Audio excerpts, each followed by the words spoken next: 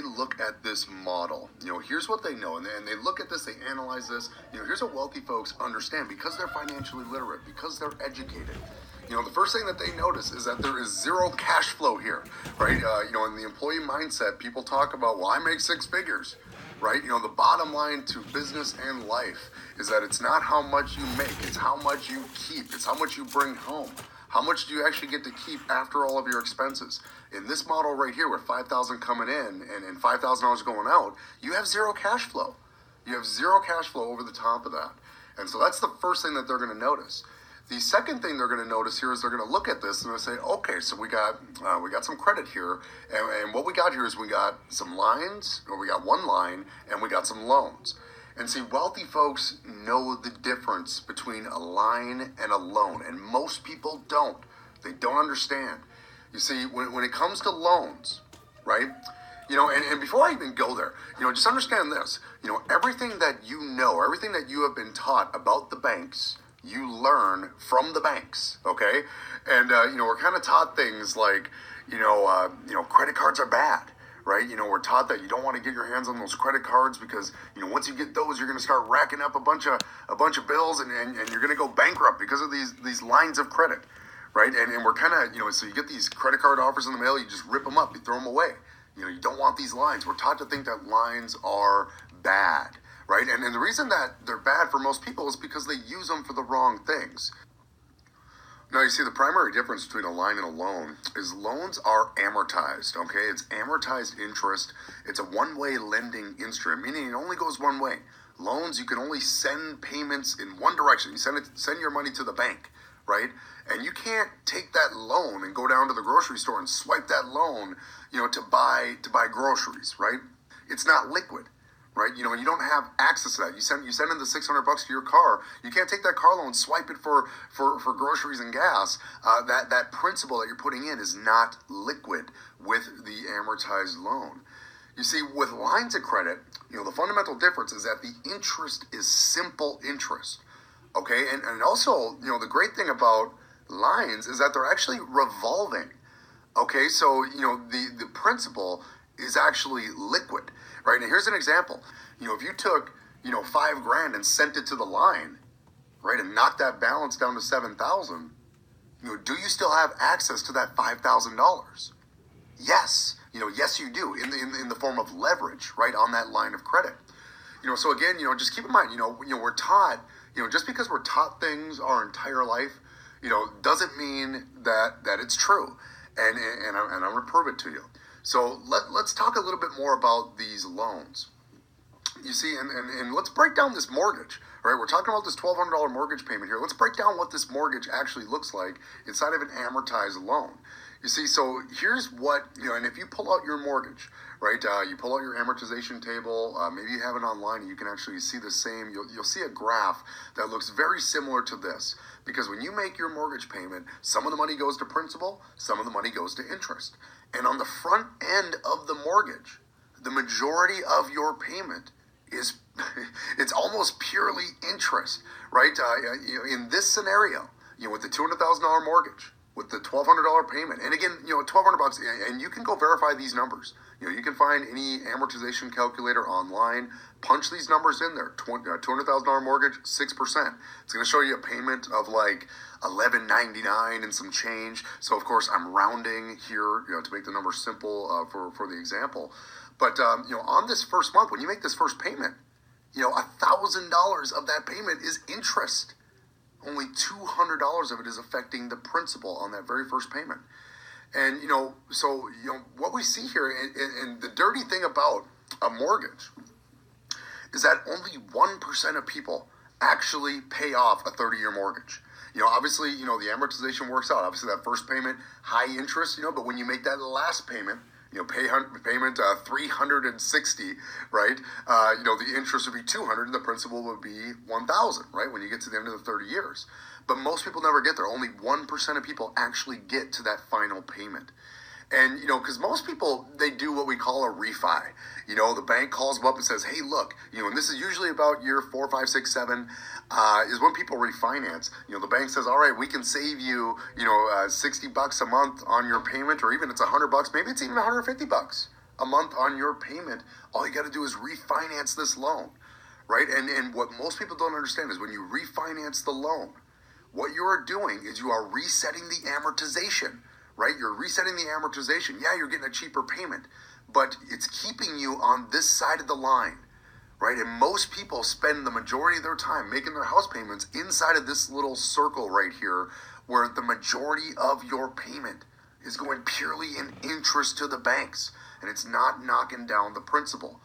And over the first 4 years, where again, most people typically stay because of this refinancing, over the first 48 months of this particular mortgage, you're going to make $57,000 worth of payments, okay? $1,200 a month. And the principal balance from 200 grand is only going to go down by $12,000. You're going to pay $45,000 in interest to knock this balance down by 12 grand because of all those payments, because of that amortized interest. And and that's just where it starts, guys. Okay, because they get you really heavy on the front end over the course of the loan. You're right. If you make it, let's say you're part of the 1%, congratulations. You were able to pay $231,000 of interest on this property. A $200,000 property, you're buying it for $431,000 over the course of 30 years. Guys, most people think that it's the credit cards that bankrupt them. They think it's, because credit cards are so bad and these lines of credit are evil. That's what's bankrupting you. Guys, most people, it's the mortgage. The mortgage is the biggest liability you deal with each and every month. So what would the wealthy do about this situation to make it better? Obviously, the first thing they're noticing is that there's no cash flow in this scenario. So we got to change that. And the second thing to always remember here with the employee mindset, we use, cash as currency. So we exchange hours for dollars so we can use those dollars as currency out there in the economy. See, wealthy folks don't use cash as currency. Right? They use cash as velocity, right? They use it to pay down their debts, create equity in their business, and they use leverage as currency. Okay, so we need to make this adjustment, and we need to stop using cash as currency and start creating some leverage and start using that as currency. So here's what they would do. They got this $5,000 coming in, and what they don't want to do, right? Because they want to be able to pay down the debt. They see all this debt. They want to pay this debt down. What they don't want to do is they don't want to send all this money to the loans, right? Because, again, you don't have access to the principal. And so what they would actually do with this type of scenario is they would actually take this $5,000, and so it would go into the bank account like normal, but instead of chopping up that pie, what they would do is they would take that whole $5 grand and they would throw it directly at the line of credit. They throw it directly at the line of credit. And you see, when you do that, obviously that eliminates the $600 credit card payment, right? We don't have to worry about that payment anymore because we're sending our whole $5,000 at the line of credit. That instantly creates a $6,000 into your cash flow, right? Because we don't have to account for that $600 payment anymore because we're sending the $5 grand to the line. The second thing as well that they would notice here is they're looking at these savings vehicles.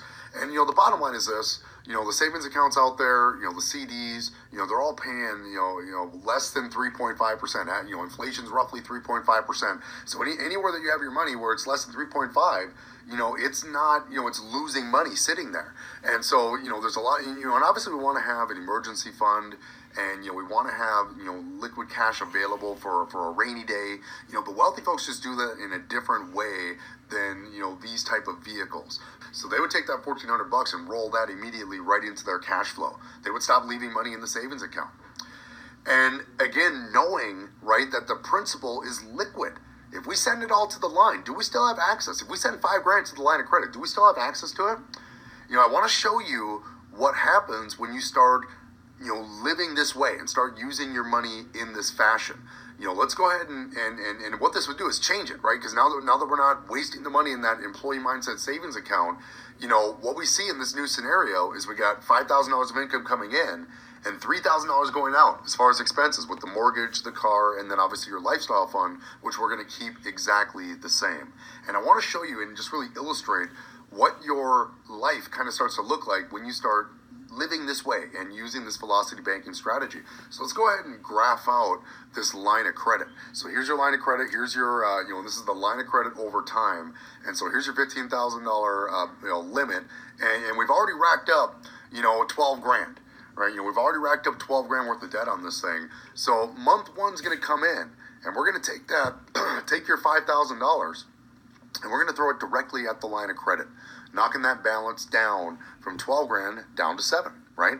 And then you got your expenses, right? We're going to go ahead and use a balance transfer check. We're going to send a check to the mortgage, to the car, and obviously you can live your life on that line of credit, right? If something goes wrong, something happens, you got that leverage, there in the line that can be used. So either way, let's, no emergencies, nothing happens. So you got your normal $3,000 in expenses, going back onto the line, bringing the balance up to $10,000. So that would kind of be month one. And we were able to, basically going down by the cash flow, knock that balance down knock down the debt by $2,000. And you continue to play this out, with the $5,000 going in, $3,000 out. 5,000 in, 3,000 out. Okay, and obviously these arrows are not scale, but you keep going $5,000 in, $3,000 out, and you see how this works. When you get to month 6, and it's simple math, right? With this scenario, we got a $12,000 balance, and every single month, by leveraging this simple strategy, we're able to knock the balance down by our cash flow each and every month, to where at month 6, the balance is 0. Right, check that out. We've been able to pay down a $12,000 balance inside of 6 months, leveraging Velocity Banking and leveraging this line of credit. And, that's exciting. And what's really cool about this is, when you start behaving in this way, right, obviously, things like your credit, start to get better. The bank is noticing that you're using this line of credit, very effectively, and, you're making your payments on time, and you're knocking down this balance, and, and you're looking really, really good because, again, you don't have a balance on this line of credit. So a lot of times the banks are going to turn around and they're going to reward that behavior, and they're going to say, look, great job. We're going to increase your limit on your credit card. We're going to bump your line up, from $15,000 up to $25,000. Congratulations. And that's actually really cool that they did that. That gave you $10,000 worth of additional buying power and additional leverage that you can use in your life. So what do we do now? Right? Wealthy folks are going to say, look, we don't like this evil, expensive, amortized interest. And what wealthy folks are going to do is they're going to start transforming the debt. They're going to start taking that amortized interest and start moving it over, transforming the debt from amortized to simple. So that way we can affect the debt in the same way we do on a simple interest line of credit. So what you're going to do is you're going to take this $25,000 line of credit that you have now, and you're going to go ahead and you're going to get a balance transfer check, and you're going to send a $12,000 check, principal only, to your mortgage. Okay, you're going to send them 12 grand. And again, and you're going to continue living the same life with the $5,000 in, $3,000 going out. So again, you got your 12 grand balance on your line. And again, you just map it out. You got $5,000 coming in, 3,000 out. And, again, we'll see the same math here again, guys. Again, as long as there's no emergencies here, the same math is going to work out. It took us 6 months to pay off 12 grand before. It'll take us another 6 months to knock down that line of credit and pay off that 12 grand in principal.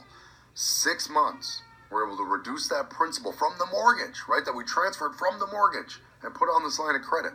We're able to pay that down in 6 months. And if you do the math, this is a 21% interest line of credit. If you do the math on that $12,000 balance, and again, you can confirm that number, on the high end, you're going to pay about $1,300 in interest over the course of the 6 months as you carry that balance and continue to pay it down. So you can pay about $1,300 or so in interest doing it in this way, leveraging the line. What about this, right? When you're paying down your mortgage and just sending in the payment, to knock down 12 grand in principal over here, it cost us, 57 grand worth of payments and 45 grand worth of interest to just pay it down, sending it to the loan. By leveraging the line, we're able to get that same reduction of 12 grand, and it only cost us $1,300 in interest. And again, that's actually a high number, okay? We just saved you over 40 grand in interest that would normally just go to the big banks. Okay, this is why they have the biggest buildings in town, right? This is why they have the nicest offices in town, okay? Because they're able to get away with this kind of interest. So what you would do is simply put, to pay off this mortgage, you would just go ahead and repeat this process. Every 6 months, go ahead and grab, the 48-month principal index and slide it over to the line of credit. And again, over the course of the next 6 years, you will effectively pay off this 30-year mortgage, okay, within 6 years. And again, that's without refinancing. So we're not going to refinance anymore. We're not going to let them reset the amortization on us. And guess what? We didn't send in any extra payments, right? The bottom line is we didn't make any more money here, right? The $5,000 coming in was the same. That didn't change. These numbers here are based on everything staying the same. And obviously, there's always that chance life happens. Okay, and you might be thinking, well, Mike, I need that money in my savings account if life happens. Well, no, you don't, right? Because again, cash is not currency. Leverage is currency. You have a $25,000 line of credit. If the tires go bad on the car, you're covered. Use the line. And obviously that would affect the numbers, but this is with nothing going wrong over 6 years, same income coming in, just using the money differently, using your money in a more effective strategy. You can effectively pay off this 30-year mortgage within 6 years without refinancing or sending in any extra payments using the Velocity banking strategy. And again, without increasing your income. So again, this is based on the same $5,000 coming in that you have right now in this scenario. So the great news about paying off a mortgage is that you no longer have a mortgage payment, right? So that eliminates that $1,200 per month payment, and we can go ahead and add that to your cash flow. Also, obviously, it's been 6 years. The car is going to be paid off as well, so that adds another $600 to your cash flow. And, you add those in, and that brings us up to, $3,800 in cash flow. So now we got that same $5,000 coming into your life, right? And now you only have your lifestyle. You only have your $1,200 lifestyle expense that we haven't changed. So how do I take the next step and turn this into financial independence? And again, for many people, this is pretty exciting, because you're at a point right now where you have a $25,000 line of credit. It's been 6 years. You have no mortgage payment to deal with, and literally just your lifestyle is literally your only expense. So you're in a really fantastic position here. So how do we create financial independence? Right? How do we create a scenario where you can finally get out of your job and live life on your terms? So this is where we're going to take the next step. And so let's clear it out, right? Let's go ahead and clear it out. Look at the difference here, right? Now that all this debt's gone, boom, your life looks a lot different, doesn't it? And you got this line of credit. So here's what we're going to do. This is where we're going to combine some strategies inside of the Renatus education. And we're going to use a real estate strategy here. And you are going to go ahead and you are going to take a balance transfer check from that $25,000 line, and you're going to go ahead and write a check for $20,000 to make a down payment on one of those. Okay, we're going to grab a single family rental property. And so here's the numbers, guys. The market value of this property is $120,000. And since we're putting down 20, we got a leftover $100,000 mortgage, and we got about $400 in cash flow on this property each and every month.